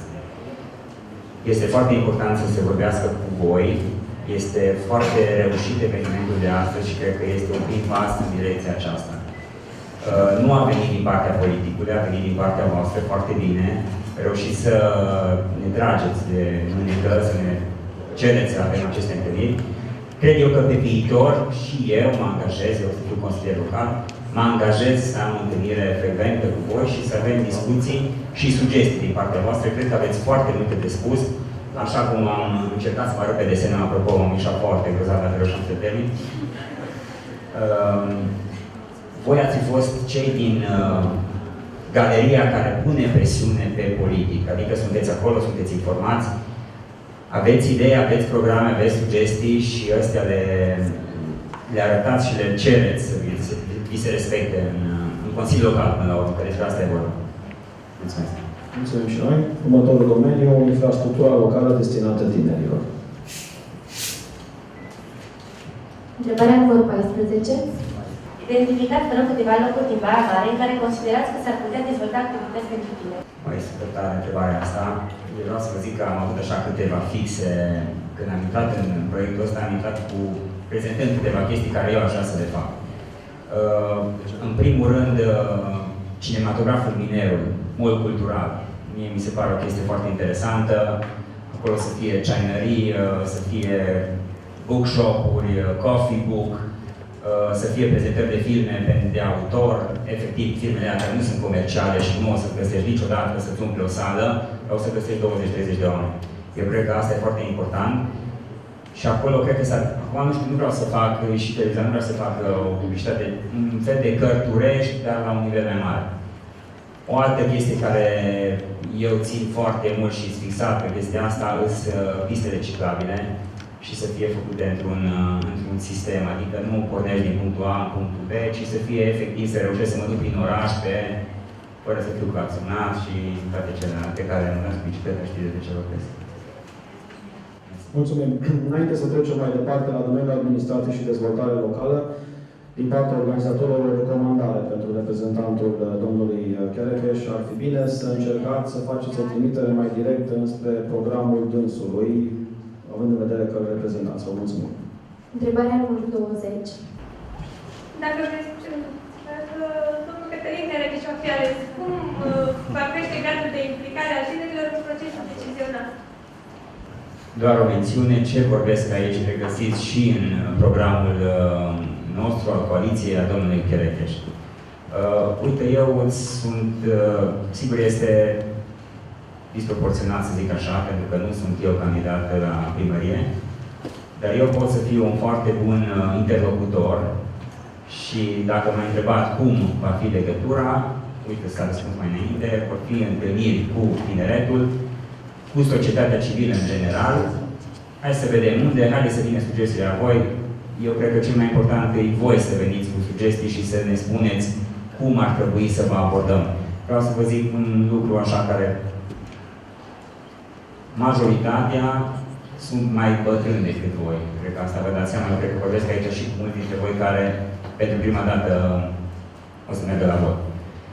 Nu pot să fie la același nivel de cunoaștere a societății actuale tinere ca și voi. De aceea e foarte important ca voi să mergeți, să solicitați aceste întâlniri, da, să aveți un interlocutor cu care să vorbiți și să veniți cu proiecte. Eu cred că asta e foarte important. Dar proiectele să pornească în primul rând de la voi și să fie presiunea aia de care vorbeam. Adică eu cred că în România, în general, în Baia Mare, încă mai avem o slăbiciune pe partea de societate civilă. Adică nu suntem destul de maturi din punctul ăsta de vedere și nu ne dăm seama câtă putere am avea dacă ne-am coaliza, dacă v-ați coaliza, că acum este de partea cealaltă a baricadei, dacă v-ați coaliza și ați pune presiune oarecum pe politică, adică să vă vadă că sunteți acolo. Fac doar o mențiune, legându-mă tocmai de faptul că sunteți printre voi cei care votează pentru prima dată. Să știți că sunt statistici și statisticile astea arată că puțin tineri merg la vot. Politicienii sunt oameni care doresc să ajungă la o anumită funcție politică. Ei vor vedea aceste politici. Mulțumim. Următorul domeniu, așa cum arată și culoarea de pe peșulețul nostru fierbinte, importanța și rolul lucrătorilor de tineret în comunitate. 26. În ce instituții din subordinea primăriei ați considera necesară angajarea unei persoane specializate în lucrul tineri? Băi, vreau să vă zic că acum un an de zile m-am întâlnit prima dată cu sintagma asta, nu am știut despre ce e vorba, dar m-au precedat acțiunile care le-au făcut. Eu nu vreau acum să storc pe aici lacrimi sau să amintesc prieteni care au fost ajutați foarte mult de un lucrător din tineret dintre voi. Cred că are un rol important în societate și acela de a-i ajuta pe tineri acolo unde instituțiile statului nu reușesc să meargă înainte. Deci chiar cred că este foarte important, nu mă leg de ce au vorbit cei dinaintea mea. Eu cred că o școală sau familia nu reușește acolo unde poate un lucrător de tineret. Și vă spun asta pentru că problemele unui tânăr pot apărea tocmai din absența familiei. sau din nerecunoașterea unor instituții ale statului. Și atunci lucrătorul de tineret va fi acela care va reuși să-l aducă pe stradă, să arate o altfel de lume că este posibilă. Dacă mă întreb pe mine personal, eu nu cred că ar trebui să fie o instituție a statului care să aibă un lucrător de tineret.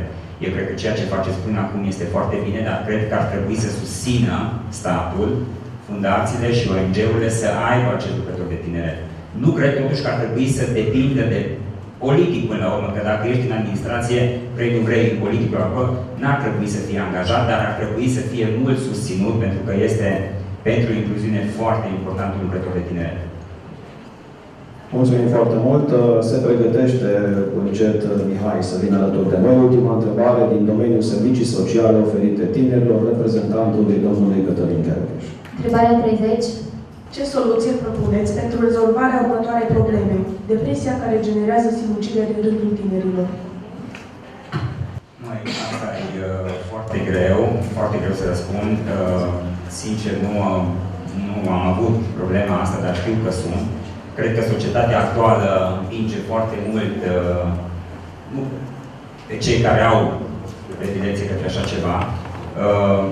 E greu să vorbești de politici aici, cred că ne întoarcem la lucrătorul de tineret. Cred că lucrătorul de tineret a reușit să fie un interlocutor foarte bun și să reușească să înțeleagă niște probleme care le au tinerii și se ajută să treacă peste anumite probleme.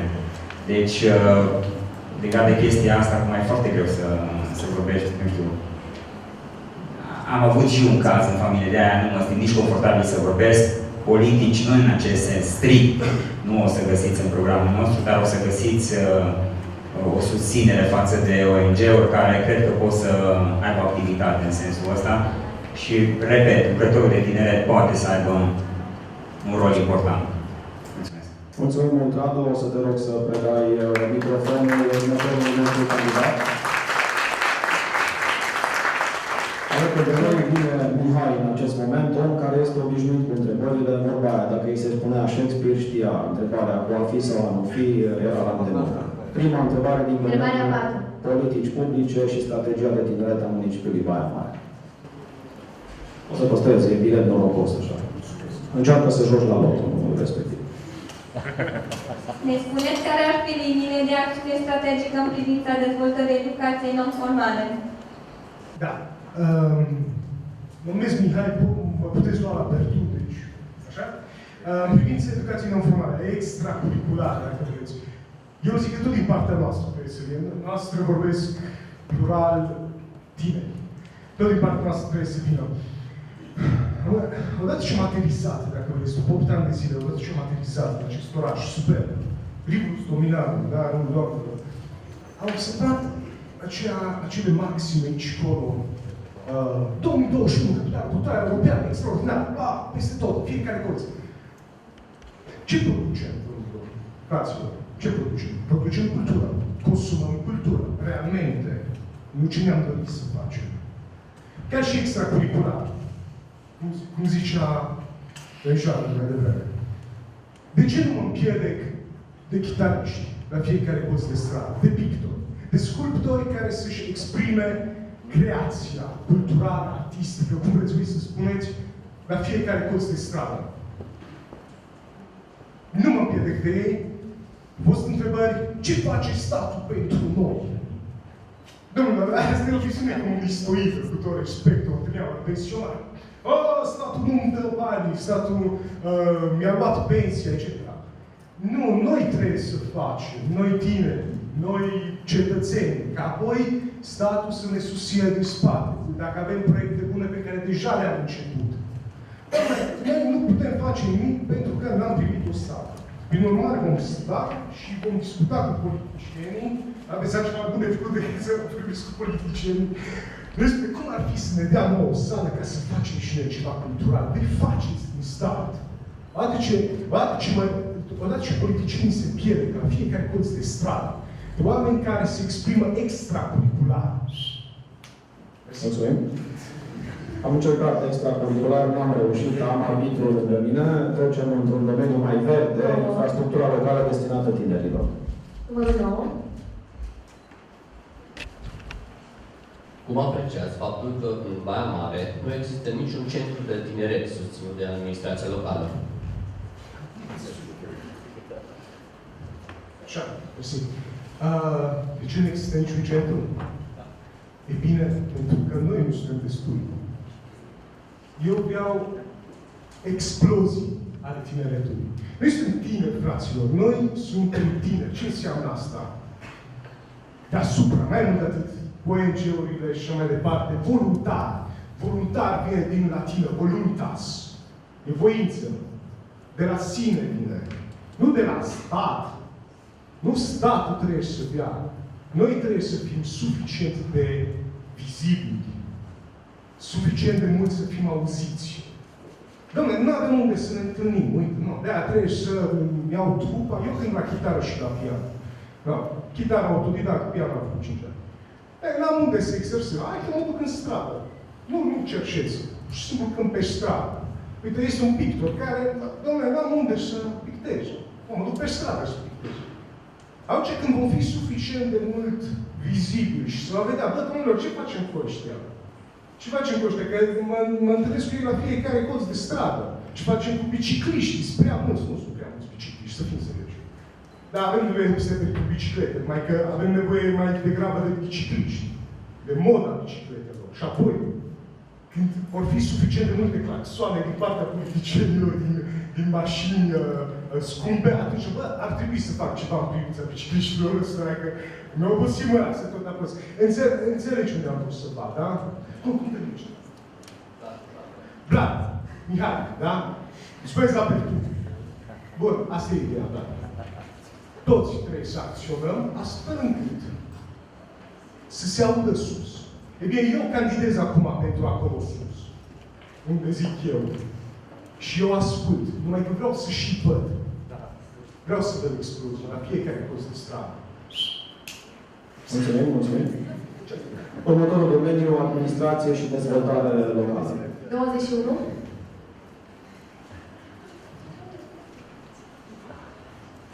În cazul în care veți fi ales, cum vedeți colaborarea cu structurile neguvernamentale sau cu grupurile informale pentru internet? Tineret. Internet pe tineret, e corect. Acolo tineretul pe internet de multe ori. Lucky number 21. Așa. Din nou, ați formulat întrebările cu dumneavoastră. Înainte de toate, ca să-ți răspund la întrebare, acest problem personal de politețe mi se pare că din stat creează oarecare distanță. Nu e ăla care candidează, nu. Are cravată, vezi? Nu pot vorbi cu el direct.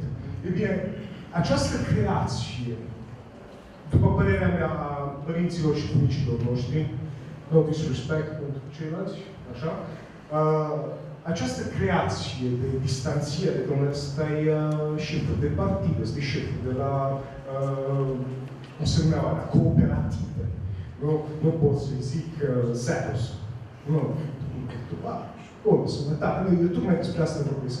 Atunci când tinerii sunt suficient de deschiși și respectă ideologia democratică, ideea de demos kratos, puterea în mâna poporului, power to the people, atunci, veți vedea, mulțumesc, domnul Tătaru, atunci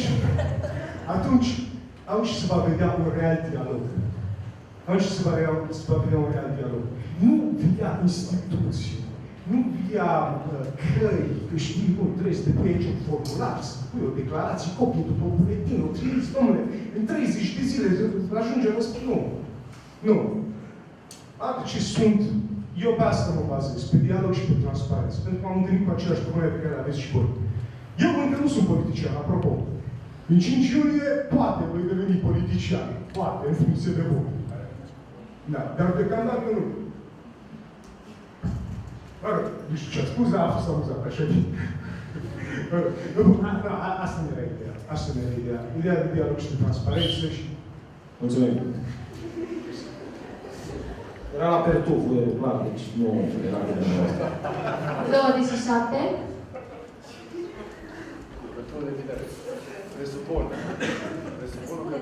Da, este din importanța și rolul lucrătorilor de tineret în comunitate. Te rog să-mi spui. Mersi.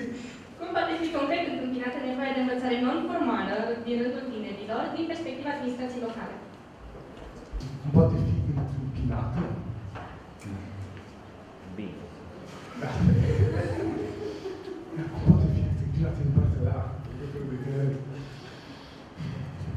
problema mea personală și de viziune politică, dacă vrei, dar, eu aici, zicea domnul Herțeg mai devreme, care acum intră pe ușă, zicea, riscăm o oarecare instituționalizare a voluntariatului, dar în sensul, sau a voinței tineretului, nu a voluntariatului, a voinței oamenilor, a voinței tineretului, atunci ce se instituționalizează, riscul există că li se pun granițe, da? Există anumite granițe și uite, asta face tuturor în tineret, asta nu face. Asta e în jurisdicția lui, asta nu e în jurisdicția lui. Dar nu sunt foarte sigur că această unealtă, dacă vreți, politică sau administrativă este chiar cea mai convenabile. Zice eu, da? Din nou, nu sunt politician, nu mi-am pregătit răspunsul de acasă. Sunt strict idei care vin pe moment, bazate într-o oarecare măsură pe proiecte, dar în cea mai mare măsură pe dialogul cu cei din generația mea și eu nu. Acum, cât de necesară e, cât de necesară nu e această instituție și modul în care, să zicem, există un dialog sau este însăși un alt dialog între administrație și tineret, asta va rămâne de văzut și în funcție de cât de bine poate funcționa și din partea voastră, noastră, tinerilor, da? A voastră, a.k.a. electorat. Da, bun. Mulțumim. Servicii sociale oferite tinerilor. Întrebarea numărul 32. Ce soluție propui? Ai spus să vorbesc cu tu, să vorbesc cu tu. Sunteți suficient de aproape să vă trageți de șireturi, așa că nu pot. Ce soluție propui în privința următoarei probleme? Tinerii fără adăpost. De exemplu, Aurolac. Nu e reclamă, nu e reclamă. Sunt Aurolaci fără adăpost? Există și tip de Aurolaci, într-adevăr. Da. Aici, în cazurile astea punctuale, cred că trebuie să se creeze comisii funcționale, subliniez, funcționale care se ocupe punctual de treburile astea. În gen, ok, Aurolaci, vedem cum îi putem trata din perspectivă, nu știu, psihiatrică, să zicem, teologică, psihiatrică, mai degrabă, ad literam cum să facem să se integreze cât mai bine în societatea noastră. Fie că asta înseamnă construirea sau crearea de centre de reabilitare a acestor cazuri, fie că vorbim de centre deja existente în anumite părți ale județului sau ale țării, în care pot fi trimiși. Ideea e că am observat într-o oarecare măsură în ultimii ani, cum am născut, când am născut, am observat acea mușamalizare a problemelor ăstora. Eu locuiesc pe Alea Mult, prin zona Gării. Acum cunoaște zona Gării. Abundă din plin acea zonă cu Aurolaci. Ad literam, luarea lor pe sus și trimiterea lor în anumite azile, peste noapte, noi ne vedem înapoi acolo. Nu, asta nu e o soluție permanentă. E o mușamalizare, e o treabă de moment. Vedeți, acum nu mai este acolo. Mâine este acolo și n-a rezolvat până. Nu, adică la acea construire a centrelor care să fie punctuale. Să vedem, ok, ce oameni, ce probleme avem cu tinerii la nivel de Baia Mare, sau la nivel de Maramureș, poate. Ok, Rolacii sunt punct. Anumite, folosirea altor droguri, în mare măsură, asta, etc. Mulțumim foarte mult. Am să te rog să predea microfonul Mihai, următorul nostru candidat.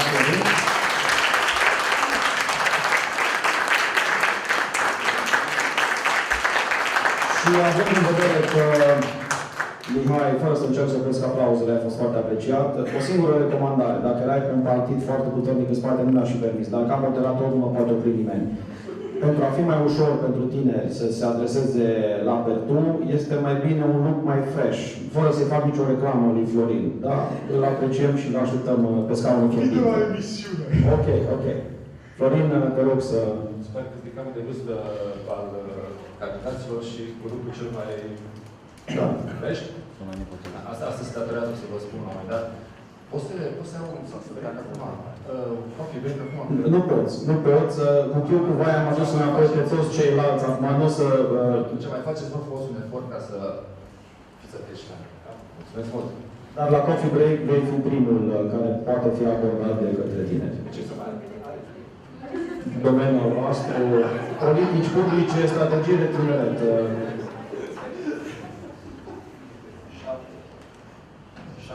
7, avem numărul 7 acolo.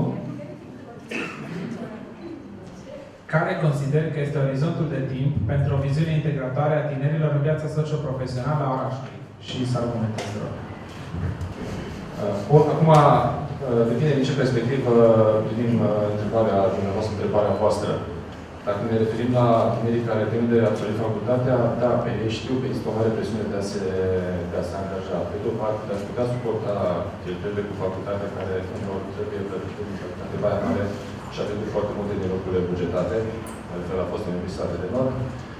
S-a dobândit acea experiență necesară, pentru că atunci când termină facultatea să nu se vorbească de problema numai experiență. Și aici, o de timp, trebuie să ne gândim a fi la 2, 3, 4 ani în care trebuie să găsim soluții pentru tineri, să integrăm socio-profesional. Dacă ne gândim la ceea ce înseamnă independența tinerilor și cred că asta se dovedește mai târziu și vorbim de, dacă ne întâlnim de barele 23-24 de ani, să facem de tăți de 26-27 de ani, 27-28, sigur depinde de la fete la băieți, băieții sunt mai mămoși, practic mai greu de acasă, fetele sunt mai descurcărețe. Aici, la 27-28 de ani, cred că putem și trebuie să încercăm să atingem nivelul de graniță pentru o independență a tinerilor, pentru integrarea noastră socio-profesională și asta, pentru asta, administrația publică trebuie să vină cu toată paleta de servicii și de suport, care începe de la locuințe sociale, care începe de la locuințe de serviciu. Asta e una din ideile mele de program, de a oferi programe de locuințe de serviciu tinerilor care absolvă facultatea, fie aici, fie în alte localități, și aleg să se întoarcă în Baia Mare, indiferent de domeniul, pot fi sănătate, pot fi învățământ. Trebuie să creăm un sprijin tinerilor în momentul startului în viață, pentru ca ei să poată să se întoarcă aici, să întinerim un ciclu mai mare, pentru că tinerii sunt cei care sunt cel mai interesați de viitor și garanția, motorul comunității FMR. Mulțumim pentru idee și pentru faptul că am reușit să terminăm la timp. Trecem pe un domeniu verde care se asortează cu candidatul nostru, infrastructură locală destinată tinerilor. 11. Descrieți cum arată un centru de tineret în viziunea dumneavoastră. Eu știu că tinerilor s-a promis de mult timp un centru de tineret și asta nu s-a întâmplat, probabil când a făcut parte din prioritățile administrației publice până acum. Sigur, asta s-a făcut scris un proiect în sensul ăsta, să nu se facă pe banul public și aici Baia Mare, din păcate, excelență în contraperformanță. Centru, eu mi-am pus chestiunea asta în programul de candidat, un centru multifuncțional pentru tineret, pe care să facem pe finanțare europeană. Eu am propus și m-am gândit la luam patrimoniul Băii Mari și cinematograful Dacia, care din păcate este o clădire lăsată în Aragina și cred că acolo ar putea fi valorificat în mod foarte fericit această idee. Nu putem face acolo, putem face în altă parte. Dar un centru multifuncțional pentru tineret și aici cred că ar trebui să includă și activitățile de voluntariat de care spuneați voi. Și ceea ce înseamnă segmentul ONG de care vorbeați voi. Și tot ce înseamnă activitățile legate de tineri ar trebui să includă, bineînțeles, mă mai gândesc la o chestiune legată de centru multifuncțional pentru tineri, ar trebui să includă spațiul pus la dispoziția gratuită a ONG-urilor pentru a face acele activități de voluntariat și de educație non-formală de care voi aveți atâta nevoie. Mă gândesc la sale de expoziție și de vernisaj, mă gândesc la un centru și asta, nu suntem social-democrați, ne gândim la un centru de consultații gratuite pentru cei care se pregătesc pentru bacalaureat, ca și un centru de performanță pentru elevii care se pregătesc pentru Olimpiade, ca să pot să le pune la dispoziție spații, pentru că cu siguranță cadrele didactice disponibile. Acest efort avem, știți foarte bine, între colegii voștri și pe cei care întâmpină greutăți și ar avea nevoie de sprijin și pe cei care excelează în performanță, ei ajut să facă treaba asta pentru că au niște dascări extraordinare în spate. Cam asta este ideea mea despre centru multifuncțional pentru tineret și asta, uitați-vă la experiența altor orașe, Pitești, de exemplu, se poate și trebuie. Mulțumim foarte mult. Următorul domeniu, administrație și dezvoltare locală. Iulia este voluntară, nu subordonată nici cum nu vrea. Și noi încercăm de ani de zile, dăm tricouri, îi dăm tot felul de cadouri, dar nu vrea să nici cum. Am propus organizatorilor, peste 4 ani, dacă nu uităm, o să jucăm bingo cu numerele astea, ca să fim concentrați și poate și un premiu din partea tuturor candidaților. Ce soluție propuneți pentru siguranța utilizării bicicletei în trafic?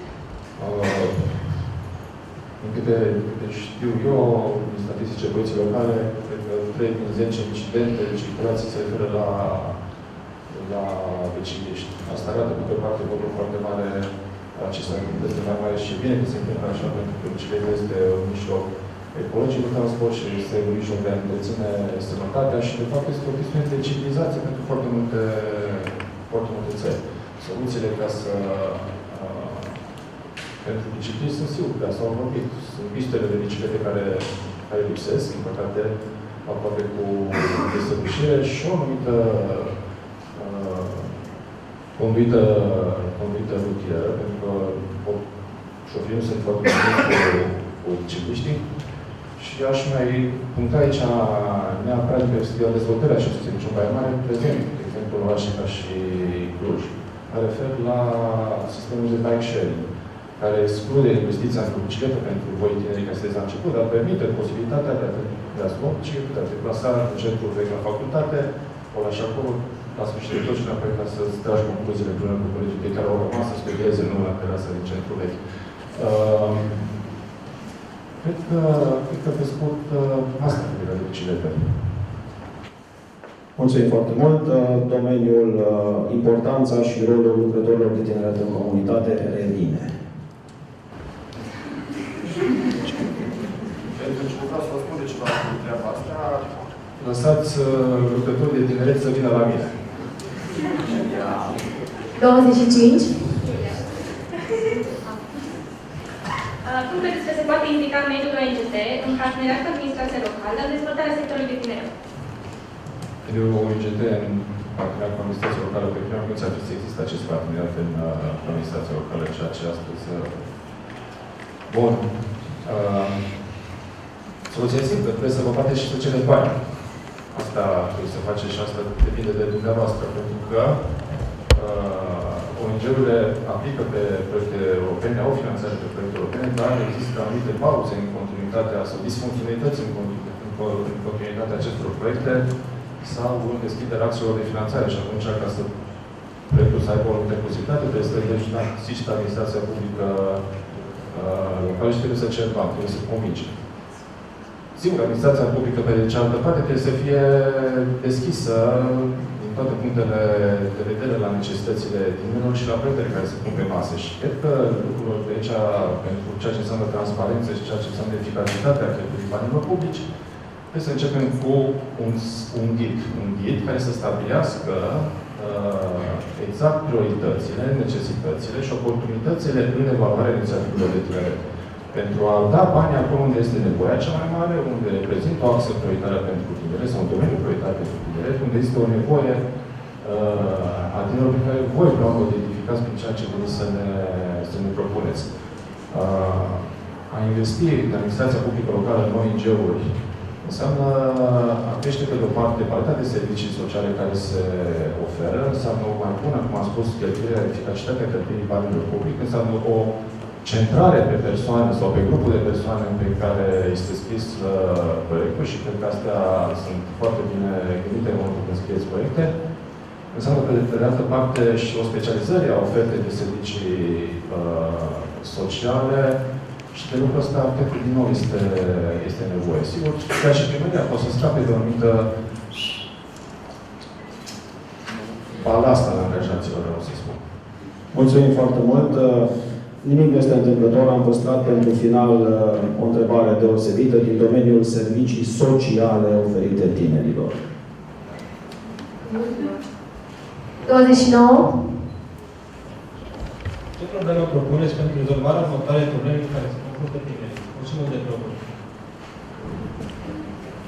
Ce soluții, doar atât aș corecta în întrebare, nu probleme, propunem soluții, vreau să. Eu mi-am dat seama că asta există o problemă chiar așa de importantă, de majoră în comunitatea noastră, nu numai Belgrad, cred că în rândul tineretului din România. Până am făcut o interpelare ca și deputat către Inspectoratul Local de Poliție și către Agenția Antidrog, da, așa se numește, care Agenția Antidrog a primit în sfârșit un spațiu, dar este foarte redusă ca și persoană. E o problemă reală. E o problemă reală.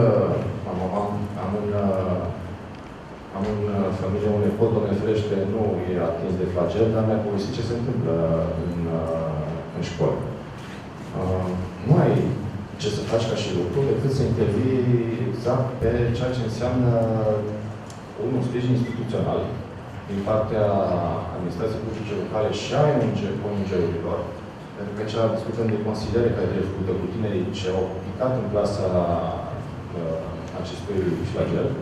Și pe de altă parte, un control mult mai riguros a ceea ce înseamnă ordinii publice și asta trebuie să facă poliția locală, care de multe ori doamne în papuci, nu numai în această privință, ci în alte domenii. Nu e un lucru care să necesite foarte multe cercetări. De exemplu, se știe care sunt parele și se știe care sunt terasele care frecventează tinerii și se știe de ce merg acolo din această perspectivă. Trebuie doar să te preocupe, trebuie să pui piciorul în prag și trebuie să combați flagelul, să încurajezi, să știu ce formă. Da. Consider este foarte importantă, pentru că și aici vine din nou rolul lucrătorilor de tineret. De ce? Nu poate să o facă, din punctul meu de vedere, niciun psiholog angajat la unul de școli, pentru că programul psihologic se termină la Ministerul de Funcționare Public, se termină la 2 și omul pleacă acasă. Atunci începe nevoia de consiliere a oricărui tânăr, indiferent de problematică, după această perioadă și atunci lucrătorul de tineret să meargă la el acasă sau unde o fi. Mulțumesc! Mulțumim foarte mult, mulțumim foarte mult.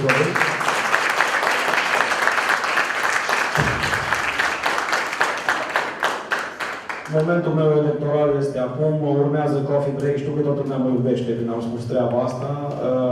Acum, pentru că am fost încurajați de candidați la un moment dat, evident, cu ghilimelele de rigoare, să ne luptăm. Acum vă rog să vă luptați să obțineți un pahar de apă, un suc și să aveți o discuție civilizată împreună cu alegătorii noastre. După care vom reveni aici, de cei doar o pauză de 15 minute. Ne revedem aici cu lucruri interesante.